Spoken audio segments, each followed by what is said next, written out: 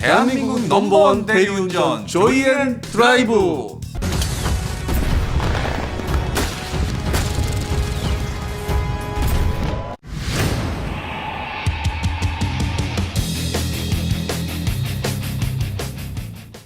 여러분 안녕하십니까. 믿고 보는 밀리터리 지식 채널 슈퍼소닉 TV 오신 여러분 환영합니다. 오늘도 군사평론가 안승범 대표님 모셨습니다.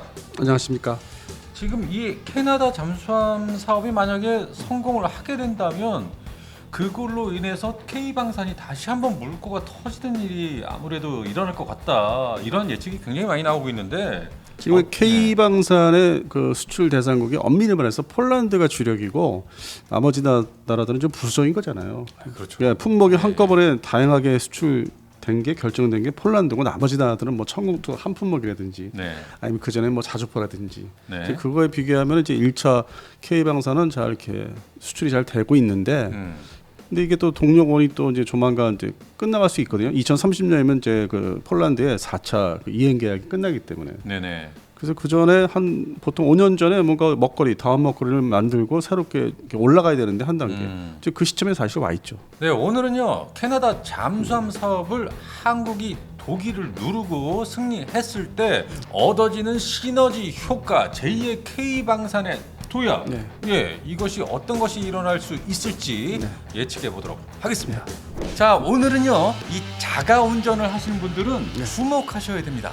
요즘 다크호스로 떠오른 대리운전. 네, 바로 조이앤드라이브가 곽강을 받고 있습니다. 조이앤드라이브가 각광을 받고 있다. 예. 맞습니다. 요즘 제 주변에서는 이 대리운전하면 카카땡 대리운전보다 이 조이앤드라이브를 많이 사용하고 있는데 도대체 어떤 장점이 있는 겁니까? 일단 조이앤드라이브 앱 설치만 해도 바로 5,000원을 적립해 주고요. 5,000원. 예, 처음부터 이게 할인된 가격으로 이용이 가능합니다. 이야, 카카땡은 단돈 10원도 안 주지 않습니까? 그런가요? 예. 또 있습니다. 대리운전을 쓸 때마다 이용한 가격에 네. 10%를 적립해 주기 때문에 오. 자주 이용하는 분들은 그야말로 꿀입니다. 이야, 10% 적립? 저 같은 경우는 한 번 쓸 때마다 한 3, 4만 원은 좋게 나오거든요. 그러면 한 번에 4,000원 정도는 적립이 된다. 10번을 사용하면 4만 원. 그럼 한 번은 무료로 쓸 수 있다는 얘기네요. 또 친구 추천 시 오! 추천받은 친구가 이용했을 경우에 예. 친구가 이용한 금액의 2%를 마일리지에 적립이 됩니다.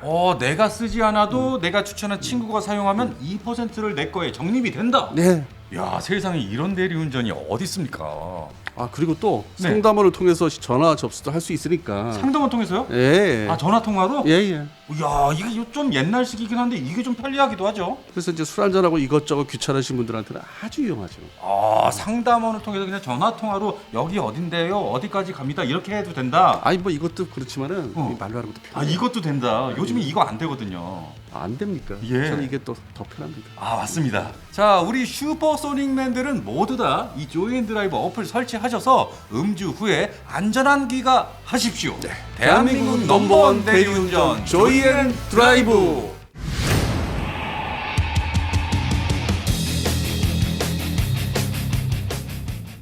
자, 이번에 캐나다 잠수함 사업이 12척 도입 사업이에요. 엄밀히 말해서 네. 그거는 이제 우리 대한민국의 장보고 지금 장영실함이 나와 있지만은 네. 그 배치 1, 배치 2, 배치 3 이런 식으로 나누지잖아요. 그렇죠. 네, 그런 걸 보셔야 되는데 언론에서는 뭐 그 얘기를 이제 구분점을 안 두고 한 번에 몰아서 12척의 사업이라 하는데 제가 보는 이제 이 관점이나 시점은 이제 나눈다는 거죠. 이 12척이 나눠지는 거잖아요. 네 척씩. KF21처럼 예. 블록 1, 블록 2, 블록 3 뭐 이런 식으로. 그러니까 뭐 캐나다 정부가 한꺼번에 예산을 뭐 60조 이상, 80조까지 얘기하는데 그렇죠. 한 최대 번에 80조죠. 그걸 한 번에 예산을 받아서 이렇게 딱 가지고 있는 게 아니라 네, 아니죠. 매 연도별로 미국식으로 우리나라식으로 이렇게 연도별로 배정을 하는데 최종적으로 12척이 필요하다. 지금까지는 이제 4척 가지고 버텼는데 그리고 지금 이제 탈냉전 이후에 잠수함의 이제 어떤 작전 구역인데 활동 범위가 그렇게 뭐 필요가 없었는데 다시 신냉전으로 인해서 첫 번째 러시아 잠수함이 이제 근해에 들어오는 거를 이제 견제해야 되고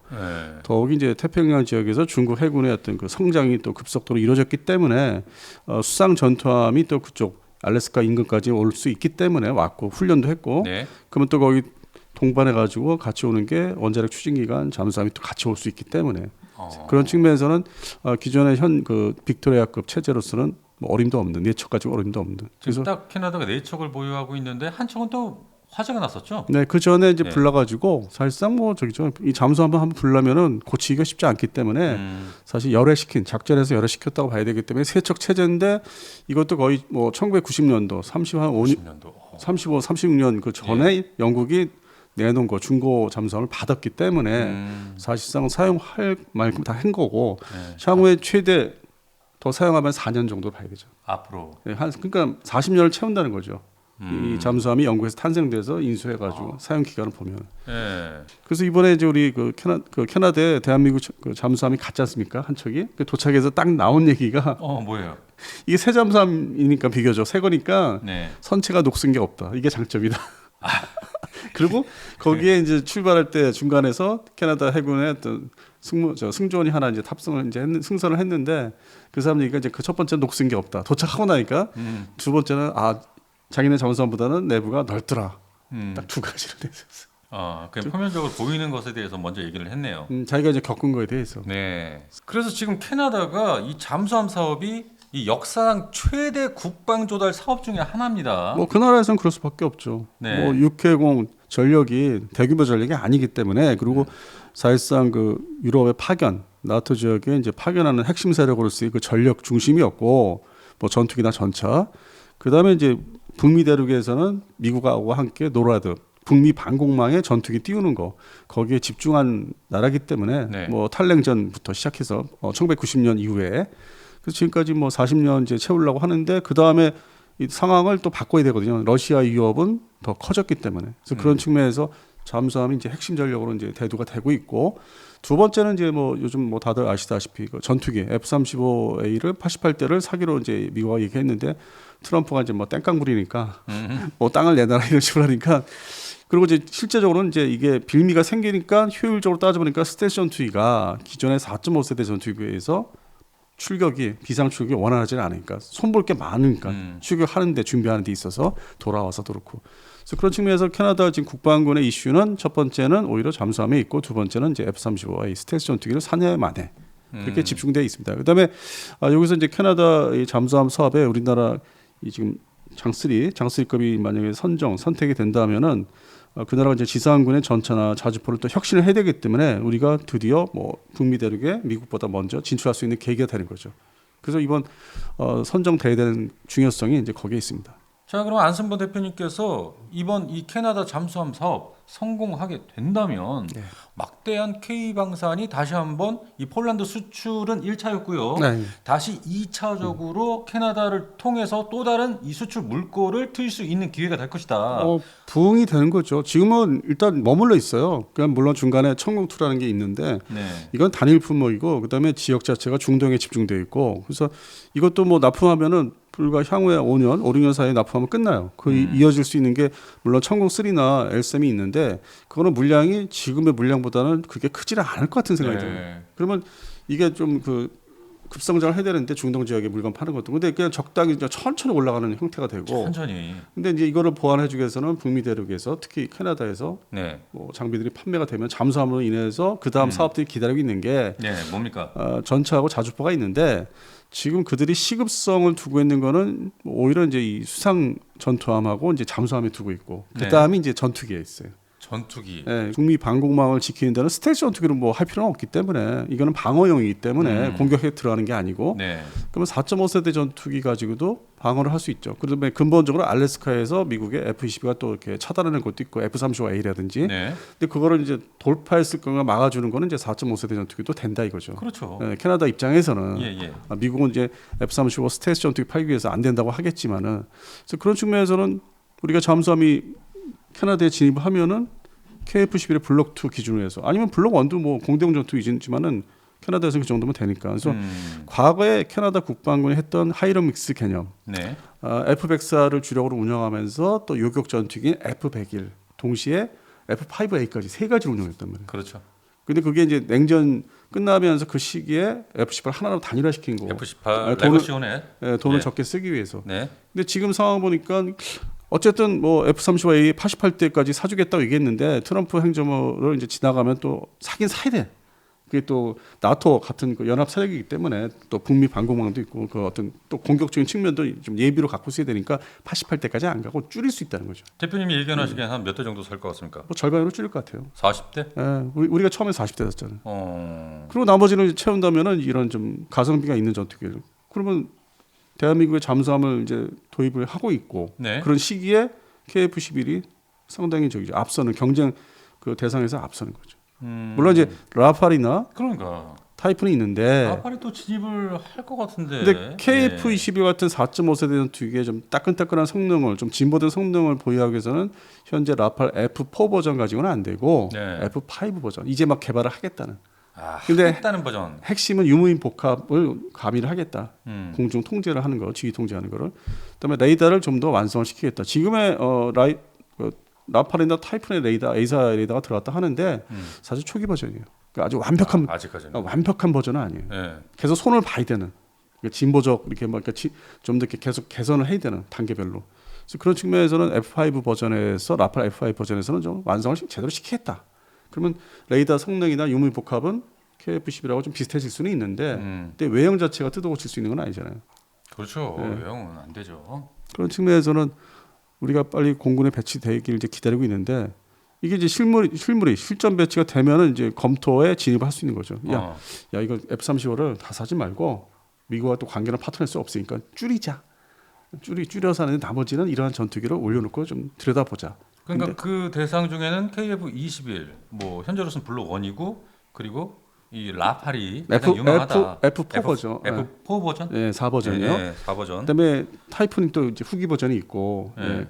근데 여기서 이제 하나를 떨군다면은 제 생각에는 떨군다면 이제 그 그리펜 EF 버전. 그리펜이 힘들 것 같은데. 이게 단발기거든. 예. 단발 엔진이기 때문에 방공망에서 운영할 때는 이왕이면은 쌍발 전투기, 항속거리도 길고. 네. 그런 거를 비교하면은 소위 슈퍼 그리펜 EF 버전이 좀 흔들리지 않을까. 우리는 이제 그걸 밀어내고 들어가면 되고. 라팔 F 버전이나 타이푼은 일단은 뭐 그렇게 밀어내기는 뭐 쉽지는 않을 거예요. 당장은. 아무튼 그러면 뭐 KF-21, 유어파이터, 타이푼, 라팔 이 세 개에서 경쟁할 수밖에 없다. 그렇게 이제 봐야 되죠. 근데 또 미국이 끼어들 수 있어요. F-15EX를 사라고 할 수도 있어요. 그래요. 네, 완전 중전투기. 네. 근데 뭐 어차피 미국제 F-35A를 기본적으로 사주기로 돼 있으니까 또 미국제 전투기를 후보로 넣기는 좀 그럴 것 같고 캐나다 정부에서는 그렇게 좋아하지는 않을 것 같고. 그래요. 그래서 이게 단초 시작점에 있어서 아주 이게 이 잠수함이 중요한 게 잠수함 그 선정되고 수출되는 게 중요한 게 그런 면에서. K방사능 육상 무기는 어떤 것이 또 캐나다로 진출을 할 수 있을까? 그들이 이제 전차하고 얼마 안 되지만 100여 되지만 전차하고 자주포를 교체할 네. 때가 됐어요. 그래서 그런 측면에서는 유럽제하고 경쟁이 되겠죠. 전차는 뭐 아무래도 레오파르트 2A8 현재로서는 전차가. 네, 그리고 우리 이제 흑표 전차 기본형. 예. 이게 이제 경쟁을 하게 될 것 같은데. 근데 또 이게 전차 부분까지는 이 캐나다가 또 선택할 것 같지는 않아. 지금 전차가 급한 시대가 아니에요 지금. 급하지도 않고 예. 이제 예를 들어서 잠수함을 그러니까 선정해주고 선택하고 전투기를 KF-11을 이제 비딩시키는 경쟁을 시키기까지는 우리가 이제 좀 바라는 것도 있고 될 가능성이 있는데 물건들이 좋으니까. 근데 전차 부분은 이게 막상-막한 것 같아. 전차 자주포는 독일제하고. 저는 지금 현 시점에서 볼 때 현대로템 K2 전차 이거 폴란드 수출을 끝으로 굉장히 오랜 시간 별로 진전이 없을 것으로 보입니다. 루마니아도 그렇게 뭐 아주 왕성하게 지금 진출할 것이다. 그렇게 좀 보지는 않고 있더라고요. 루마니아 같은 경우에는 지금 전차가 필요한 게 아니라 지금 뭐 K9 자주포 이거 숫자를 더 늘려야 되는 거 아닙니까? 일단 화력 부분에서는 전차 직사 화력보다는 이제 곡사 화력이 더 필요하죠. 전반적으로 질적인 면에서 뭐 양적인 면에서. 네. 그리고 이제 무엇보다도 우리 K2 전차, 흑표 전차가 PL 버전이라고 해서 이제 조만간 등장을 할 건데 실물이 지금은 이제 개념으로만 설계도로만 이제 있어요. 갖다 뭐 이런 여러 가지 생존 장비를 붙이는 거를. 그래서 그게 등장하면서 홍보가 되면서 캐나다 버전 그것도 이제 줄 수 있다. 이렇게 있다. 실물이 하나의 사례가 있다.